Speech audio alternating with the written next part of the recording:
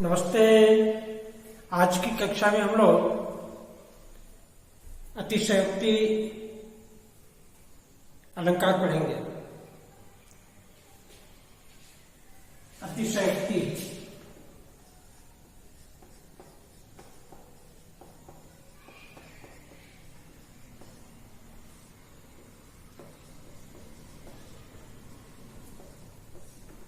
अतिशयोक्ति अलंकार। अतिशयोक्ति शब्द जो है वो अतिशय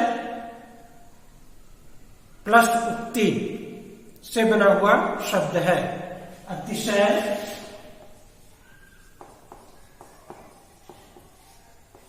जो उक्ति,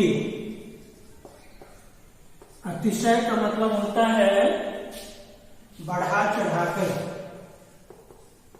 बढ़ा चढ़ाकर, और उक्ति का अर्थ है कथन, यानी बढ़ा चढ़ाकर कथन।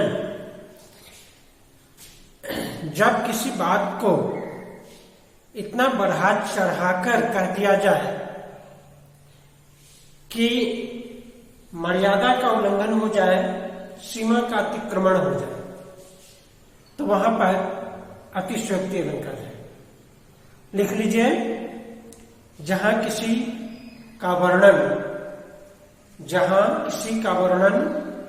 इतना बढ़ा चढ़ाकर किया जाए कि सीमा अथवा मर्यादा का अतिक्रमण होने लगे, तो वहां अतिशयोक्ति अलंकार है। आइए कुछ उदाहरण देखते हैं।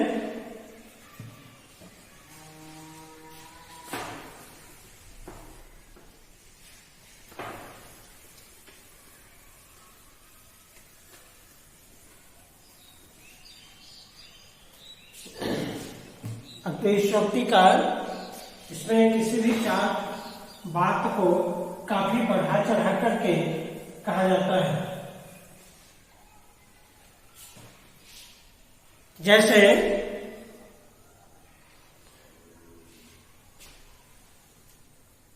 उर्वशी रामधारी सिंह दिनकर की रचना है, वहां पर कहा गया है, पुरूरवा और उर्वशी के बीच का कथन है, मर्त्य मानव के विजय का तूर्य हूं मैं, मर्त्य मानव के विजय का तूर्य हूं मैं, उर्वशी अपने समय का सूर्य हूं मैं, बादलों के शीश पर चंदन चलाता हूं। चंदन का अर्थ होता है रथ, रथ। बादलों के शीश पर चंदन चलाता हूं, अंधतम के भाल पर पावक जलाता हूं। भाल मतलब ललाट, पावक मतलब अग्नि।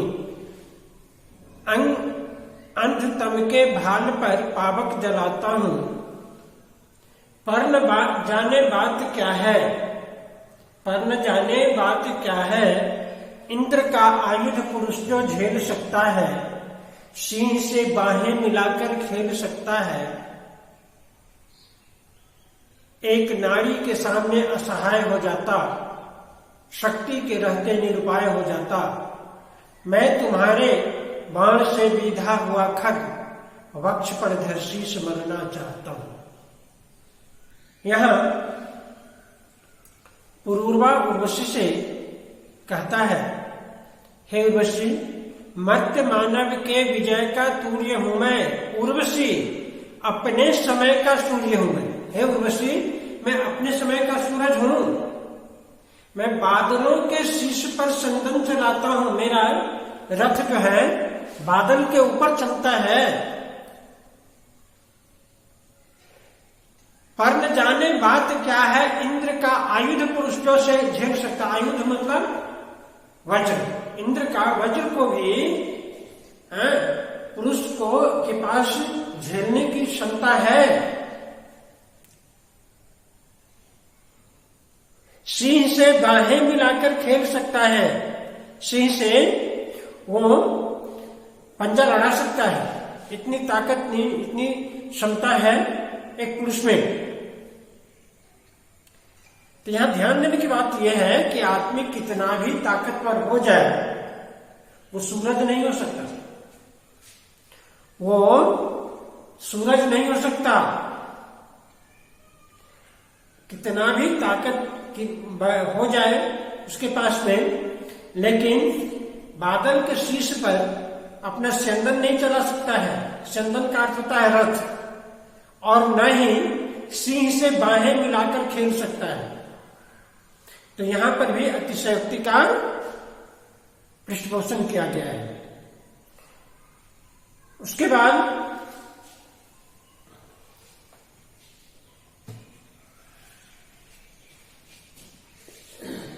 बांधा था विधु को, बांधा था विधु को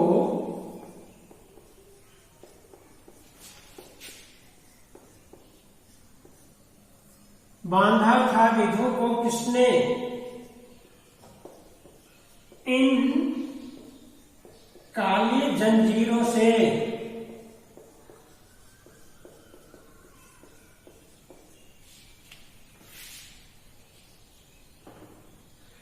मणि वाले फणियों का मुख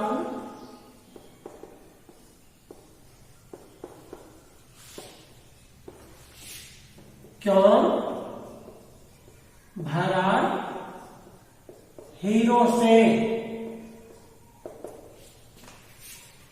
बांधा था विधु को किसने?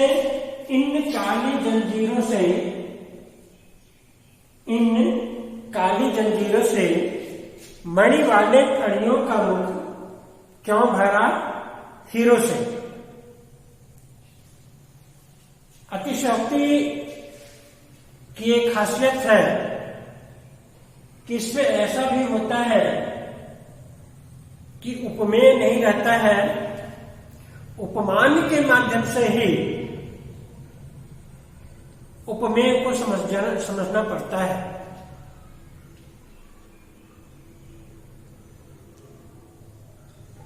तो यहां वही बात कही गई है।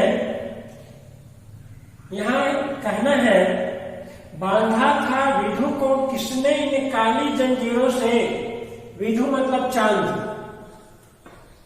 विधु मतलब चांद, और काली जंजीर, काली जंजीर यहां बाल को कहा गया है। मणि वाले फणियों का मुख, मणि वाले फणियों का मुख, यहां फणी भी बाल के लिए आया है। क्यों भरा हीरो से कहा गया है। चांद को किसने काली जंजीरों से बांध दिया है। चांद को किसने काली जंजीरों से बांध दिया है। यहां पर मुख का जो उपमेय है, उपमेय को छुपा दिया गया है। यहां विधु का के माध्यम से मुख को बताने की कोशिश की गई है कि चांद जैसे मुखड़े को काली बालों से किसने बांध रखा है। तो यहां पर भी अतिशयोक्ति है। अतिशयोक्ति कैसे है? तो चांद को चाहे कितना भी बड़ा बाल क्यों न हो जाए, चांद को बांधा नहीं जा सकता बाल से। लेकिन यहां पर चांद को बाल से बांधने की बात कही गई है। तो यहां पर अतिशयोक्ति अलंकार है। यहां पर अतिशयोक्ति अलंकार है। यहां पर देखिए उपमेय लुप्त है। उपमेय के लिए कोई स्थान नहीं दिया गया है। बस विधु मतलब चांद, मुखड़े को चांद मान करके ये बातें कही गई है। तो यहां पर अतिशयोक्ति अलंकार है। आइए दूसरा उदाहरण देखते हैं। अतिशयोक्ति अलंकार की एक और विशेषता है।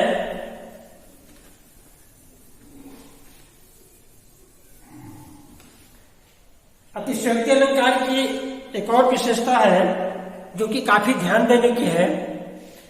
इसे आप याद करके रखेंगे कि कारण से पहले कार्य हो जाता है। अतिशयोक्ति के भेद के अंतर्गत आने वाला एक भेद यह है जिसमें कारण से पहले कार्य हो जाता है। तो जहां देखिए कारण से पहले कार्य हो जाए तो वहां पर अतिशयोक्ति अलंकार होता है। लेकिन ऐसा भी होता है जहां कारण कार्य की बात तो नहीं होती। मैंने आपको अभी जो उदाहरण बताया था उसमें कारण कार्य का कोई संबंध नहीं है। उपमेय उपमान का संबंध है कि उपमेय नहीं रहने पर भी उपमान के माध्यम से ही उपमेय को दर्शा दिया जाता है। तो वहां पर भी अतिशयोक्ति अलंकार है। सीधी सी बात है कि जहां बात को काफी बढ़ा चढ़ाकर व्यक्त किया जाए, बात को इतना बढ़ा दिया जाए कि सीमा मर्यादा का उल्लंघन हो जाए, तो वहां पर अतिशयोक्ति अलंकार है। आइए देखते हैं, इसमें कारण से पहले कार्य हो जाता है। जैसे देखी सुदामा की दीन दशा, नरोत्तम दास के द्वारा लिखित सुदामा चरित्र। वहां पर कृष्ण और सुदामा की मैत्री के विषय में बताया गया है कि सुदामा जी काफी गरीब हो गए हैं, दरिद्र हो गए हैं, लेकिन अपने मित्र की चर्चा अपनी पत्नी के पास में बराबर करते रहते हैं कि भाई मेरा मित्र जो है द्वारिकाधीश है, राजा है, कृष्ण मेरे मित्र हैं। विपन्नता से ग्रस्त होकर के एक दिन तंग आकर के सुदामा की पत्नी कहती है सुदामा से कि जब आपके मित्र इतने बड़े राजा हैं तो आप क्यों नहीं जाते उनके पास, कुछ मांग करके ले आते, है ना। द्वारिका जाहू जी आठव जाम यह झक तेरे, जानिए जाय लदाय लठा प्रभु नहीं है लदाय जे तेरे। उनकी पत्नी कहती है, सुदामा जी की पत्नी, कि कोदो समाजुर तो भर पेट न चाहत हो दधि दूध मिठौती। कोदो समा जुड़तो भर पेट न चाहत हो दधि दूध मिठौती। शीत बती तत यो शिष्यौते हाँ हटती पे तुम्हें न हटौती। या घर से न गयो कब रूपी है, टूटी तवा और फूटी कठौती। बहुत समझाने के बाद सुदामा जी तैयार होते हैं द्वारिकाधीश के पास में जाने के लिए, और वहीं पर शीश पगान झगा तन में पर बुझाए हैं आही बसे को ही ग्रामा। धोती फटी सी लटी दुपट्टी पर पाए उपान की नहीं सामा। पूछत दीन दयाल को धाम बतावत आपन नाम सुदामा। है ना, द्वारपाल जो छड़िया है, द्वारपाल है, वो कृष्ण के पास पहुंचता है और कहता है कि भाई राजन, दरवाजे पर एक विप्र आया है, एक ब्राह्मण आया है, न उनके पास पहनने के लिए वो कपड़ा भी नहीं है, धोती जो है वो भी मैली कुचैली हो गई, फटी हुई है, कुछ भी देखने से ही दरिद्र वो लगते हैं, और कहते हैं कि मेरा नाम सुदामा है। जाकर के वो आपके रहने का स्थान वो पूछते हैं जैसे सुदामा पांडे का नाम सुनते हैं कृष्ण, वो सारे राजकाज छोड़े वो दौड़ते हैं नंगे पांव सुदामा के पास में, और फिर देखी सुदामा की दीन दशा, देखी सुदामा की दीन दशा, करुणा करके करुणा निधि रोए। सुदामा की दीन दशा को देखकर, गरीब फटहाली को देख करके करुणा निधि श्री कृष्ण रोने लगते हैं। और देखी सुदामा की दीन दशा, करुणा करके करुणा निधि रोए। पानी परात को हाथ छुयो नहीं, नैनन के जल से पग धोए। और परिचारिकाओं को जो कहे हुए थे कि तुम पानी लाओ बर्तन में भर करके, मुझे सुदामा जी का पांव धोना है, उस पानी को वो हाथ से छूते भी नहीं। और पानी परात को हाथ छुयो नहीं, नैनन के जल से पग धोए। और इतने रोने लगते हैं सुदामा की दशा को देख करके कि आंख के आंसू से ही उनका पांव धुल जाता है, वो धो डालते हैं। यहां ध्यान देने की बात है ये कि पानी परात को हाथ छुयो नहीं, पांव किस चीज से धोया जाएगा? तो पानी से, लेकिन पानी को छुआ नहीं गया है ना। पानी को छूने से पहले ही सुदामा जी का पांव धुल गया, तो यहां पर कारण से पहले कार्य हो गया है ना। तो देखी सुदामा की दीन दशा, दीन दशा, करुणा करके करुणानिधि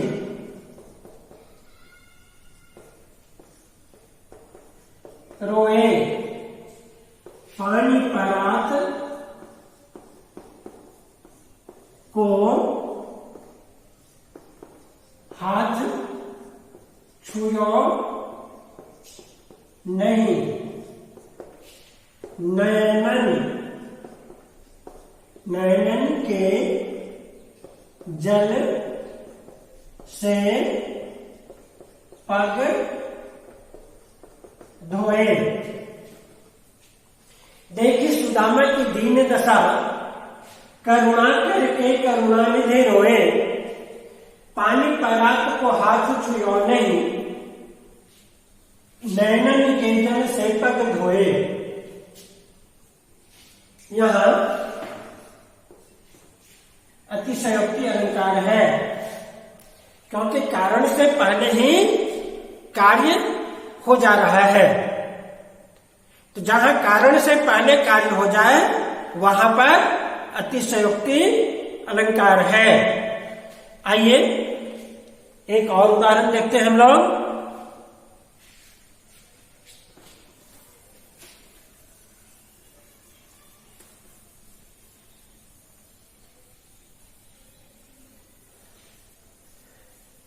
हल्दी घाटी नाम की एक रचना है जिसमें बहुत अच्छा उदाहरण दिया गया है अतिशयोक्ति का।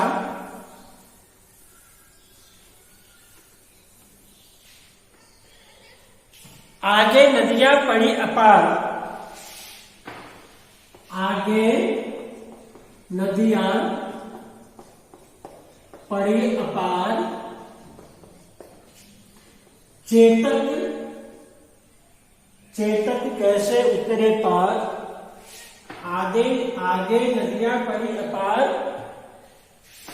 चेतक कैसे उतरे पार। राणा ने सोचा इस पार, तब तक चेतक था उस पार। कहीं कहीं नदिया के बदले में नाला भी है। तो नाला नाला कहे या नदियां कहे, बात एक ही है। तो कहता है आगे नदियां पड़ी अपार, चेतक कैसे उतरे पार। रावणा ने सोचा इस पार, तब तक चेतक था उस पार। यहां पर देखिए चेतक राणा प्रताप के घोड़े का नाम था चेतक। हल्दीघाटी के युद्ध में दुश्मन का पीछा करते करते चेतक काफी आगे निकल गया। एक नदी आ गई या नाला आ गया जिसे पार करना था। राणा सोच रहे थे कि भाई इससे पार कैसे किया जाए। अभी सोच ही रहे हैं कि तब तक चेतक था उस पार। चेतक उसे नाले को पार कर दिया। तो यहां पर अतिशयोक्ति अलंकार है। कारण से पहले कार्य हो गया है।